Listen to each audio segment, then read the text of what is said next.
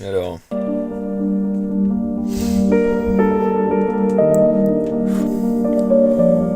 l'histoire dont je vais te parler s'appelle Le casse-tête. On va monter un petit peu la musique pour rendre plus angoissant. Donc Daniel, c'est une femme âgée vivant seule qui décide de faire un casse-tête dans son salon pour passer la soirée. Donc dehors, c'est la noirceur totale. Au fur et à mesure qu'elle assemble les pièces, une impression étrange la saisit. Elle reconnaît peu à peu dans son puzzle le décor de son salon, puis sa télévision, puis elle-même vue de face. De plus en plus fébrile, elle continue. Les dernières pièces du puzzle qu'elle assemble sont celles de la fenêtre derrière elle. La toute dernière pièce du coin de la fenêtre montrant le visage terrifiant d'un homme la regardant. Daniel, est-ce vrai ou est-ce faux? Mais c'est totalement vrai. Et c'est totalement faux, ouais. Oui, d'accord. Bravo, Hugo. Voilà, Ah donc non, c'était si bien raconté que c'était totalement faux. J'avais envie de rigoler, du coup j'ai plus envie de rigoler. Merci. Non, très Avec plaisir, Daniel. Bon, fort. À moi maintenant. bah Daniel, ça va être à ton tour, donc je vais essayer de changer de petite musique. T'es prêt, Daniel? Je suis totalement prêt. Très bien, donc elle, la musique n'est pas prête pour l'instant, mais C'est pas grave.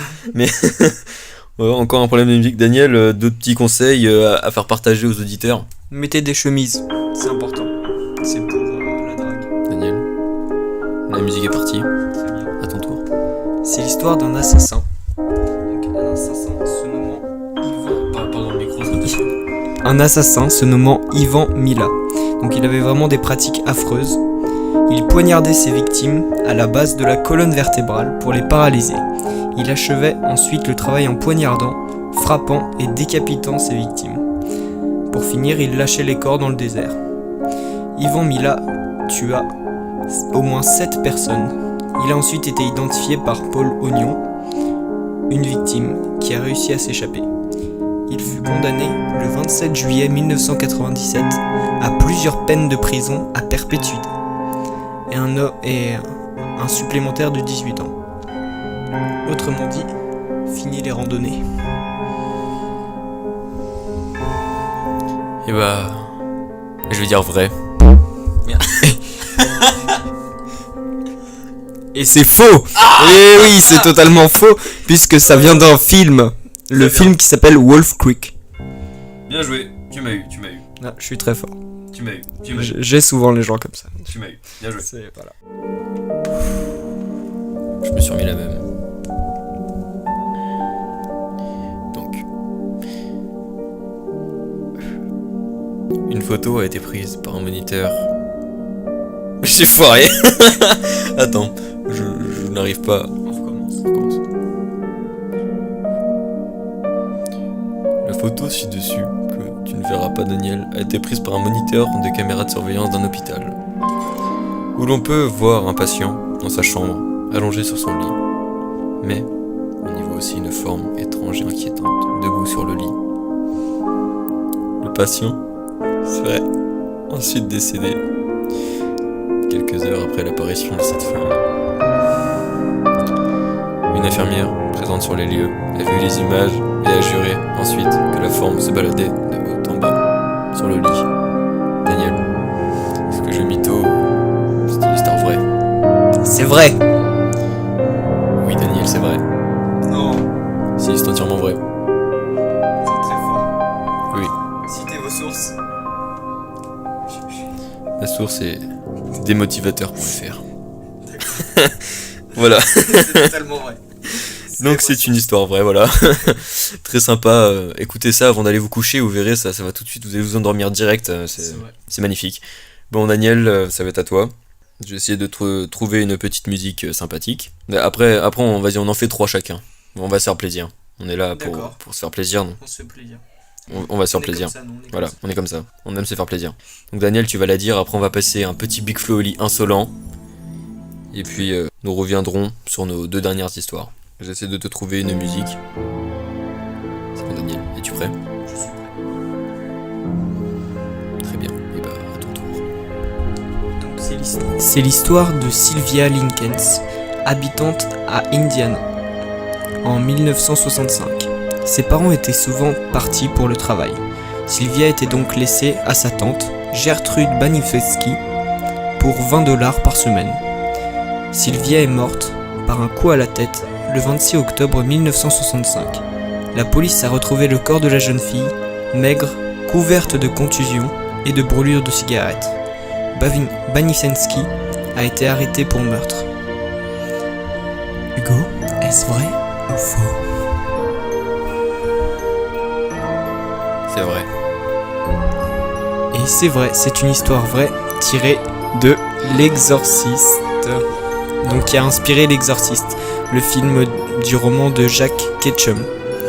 Donc L'Exorciste, tout le monde connaît l'histoire. Donc comme vous l'entendez, Insolent de Big Flo et Oli, vous allez l'écouter tout de suite et on se retrouvera après pour dire nos 2 dernières histoires. Et voilà, c'était Big Flo et Oli, donc Insolent, notre chronique des petites histoires d'Halloween, vraies ou fausses, va reprendre. je vous jure, c'est tellement kiffant à faire, on pourrait faire 30 minutes comme ça, mais bon, on ne va pas le faire, qu'il faut trouver les histoires après. Hugo, je vais te raconter mon histoire. Vas-y Daniel. Donc c'est l'histoire de 2 sœurs jumelles nommées Léa et Léna, qui étaient meilleures amies et qui s'aimaient plus que tout. Un jour, Léna apprit qu'elle avait une maladie grave du cœur et du foie. Et elle allait en mourir. Chaque jour, elle pleurait et sa sœur était terriblement triste. Alors Léa décida de mourir à la place, en lui offrant son cœur et son foie, mais en échange d'une promesse. Chaque soir, elle devra dire « Ma sœur, ma meilleure amie, je te remercie de ton cœur, de ton foie, de ta vie », en chantant. Léna était très peinée mais accepta. L'opération eut lieu et tout se déroula bien. Léna tenut sa promesse pendant de longues années. Un soir, elle rencontra un garçon et oublia de tenir sa promesse. Elle se coucha et entendit chanter. « Je veux mon cœur, mon foie, je suis dans le salon. » Léna s'y rendit sans rien trouver, pensant halluciner. « Je veux mon cœur, mon foie, je suis dans la cuisine. » Léa y alla, rien non plus. Elle serra son doudou. « Je veux mon cœur, mon foie, je monte les escaliers. » Léna regarda les escaliers et aucune présence. Elle se mit à trembler. « Je veux mon cœur, mon foie, je suis dans la salle de bain. » Elle ne trouva rien non plus. Elle pâlit. « Je veux mon cœur, mon foie, je suis dans la chambre. » Elle se rendit dans la chambre et découvrit rien. Une nouvelle fois, elle commença à avoir une boule dans la gorge. « Je veux mon cœur, mon foie, je suis sous ton lit. » Léna regarda sous son lit. Elle n'y vit rien. Elle se mit à pleurer.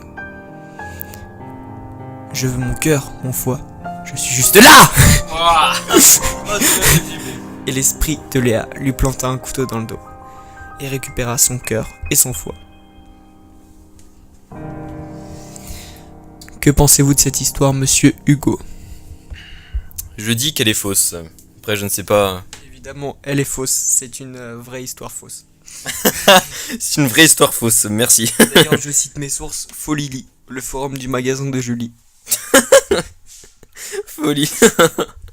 Oh mon dieu. Très bien. Bon, bah ça va être à mon tour pour la dernière histoire. Et après, on vous quittera. Alors attends, la musique, comme d'habitude, n'est toujours pas prête. Je suis impatient. Cette histoire se nomme « Les humains aussi peuvent lécher ». D'accord. Lisa est souvent seule dans sa grande maison, isolée au cœur des champs de maïs.